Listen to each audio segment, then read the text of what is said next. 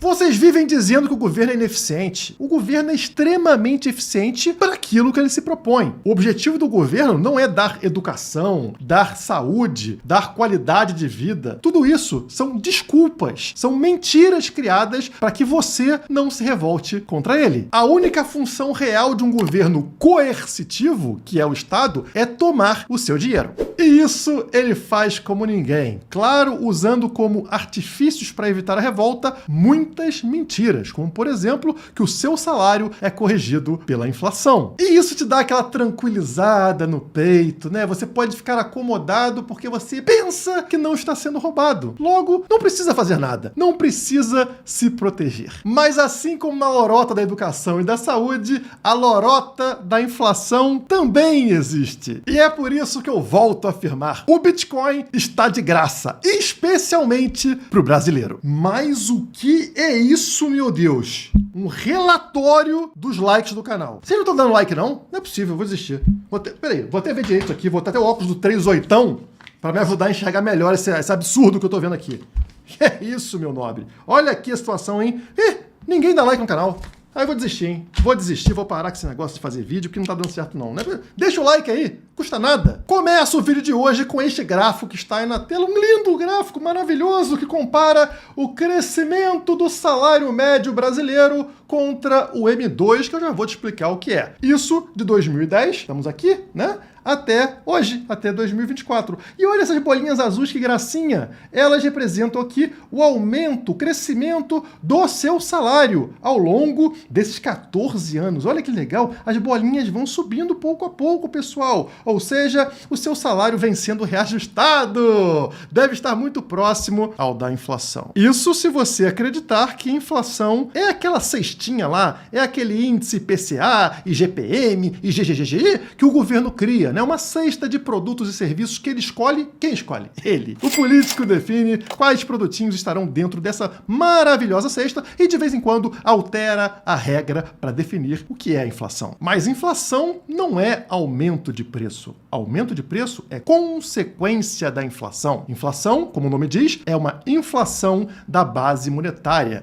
da quantidade de dinheiro que existe na economia. E isso não se mede com IPCA, com IGPM. Isso se mede com M2, que mostra justamente o aumento da base monetária. E esta maravilhosa linha amarela subindo de forma incrível aqui nos mesmos 14 anos é justamente o crescimento percentual do M2, da base monetária brasileira. Vocês percebem um aumento desse crescimento justamente a partir de 2019, 2020, quando tivemos a pandemia. E é esse M2, essa linha amarela, que representa a inflação real. Quanto o seu poder de compra está sendo diluído. Ou seja, para você não ter essa diluição, o seu salário teria que crescer na mesma proporção. Ao invés de ser essa linha azul, que pouco sobe, teria que acompanhar exatamente a linha amarela, o que está muito, mas muito longe de acontecer. De forma que isso não fique tão perceptível para você, o governo tem algumas artimanhas. Por exemplo, aqueles itens que fazem parte da tal cestinha do IPCA, do IGPM, o governo controla o aumento de preço.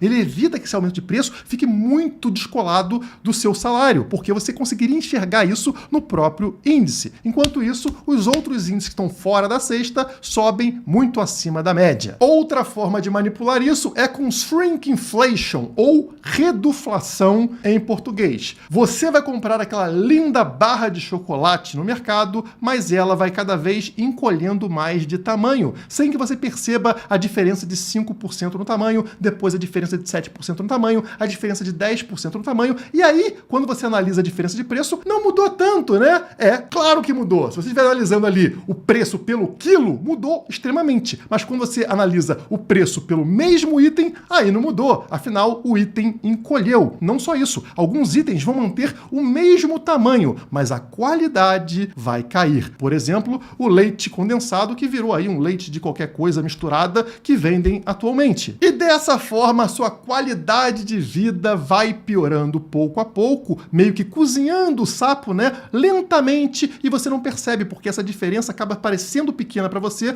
no ano a ano. Mas quando você pegar ali 10, 20 anos, a sua qualidade de vida desabou. Mas Mas tudo tem um limite, e quando isso atinge esse limite, como por exemplo a nossa vizinha Venezuela, o povo decide abandonar a moeda estatal e migrar para alguma coisa que tenha mais qualidade. Lá na Venezuela, o pessoal não usa mais o tal do peso local lá, a moeda local. Eles migraram para algumas opções, eu mostrei isso para vocês em algum vídeo, né? Eles migraram para dólar, sim, eles fazem trocas com a moeda americana e também com ouro, vejam vocês, como eles fazem lá a extração de ouro, né? Eles usam ali pó de ouro, pequenas quantidades de ouro para fazer negociação nas cidades. Na fronteira com a Colômbia, usam a moeda colombiana e assim por diante. Então, existe um limite. Aqui no Brasil, esse limite ainda não foi totalmente alcançado, mas aqueles que têm uma visão um pouquinho melhor já começam a buscar opções, como por exemplo o Bitcoin, as criptomoedas que tiveram um crescimento absurdo no Brasil, sendo maiores, por exemplo, do que a Bolsa Brasileira. Tudo isso que eu te expliquei está ligada à minha tese de que o Bitcoin tende a explodir até o ano que vem. Eu vou te mostrar isso graficamente e também porque você precisa ser rápido, porque essa portinha, essa janela para você fugir desse absurdo que está acontecendo no Brasil, ela está cada vez menor, ela está se fechando. Talvez você não tenha muito mais tempo. Bom, vamos começar a análise olhando para o ouro, um outro ativo escasso que é utilizado quando acontecem momentos de crise. É guerra, é crise financeira, ou seja, tem aí um distúrbio na economia, o pessoal tende a migrar para o ouro. E o ouro vai fazer essa movimentação antes do Bitcoin, que é o novo da turma, né? É o novato. Então o Bitcoin acaba se atrasando em relação ao ativo mais tradicional. Olhem o gráfico do ouro para reparar como ele também formou uma bandeira de alta, né, recentemente aqui. É claro que no gráfico do ouro a gente tem que afastar um pouco mais, porque ele é mais lento do que o Bitcoin,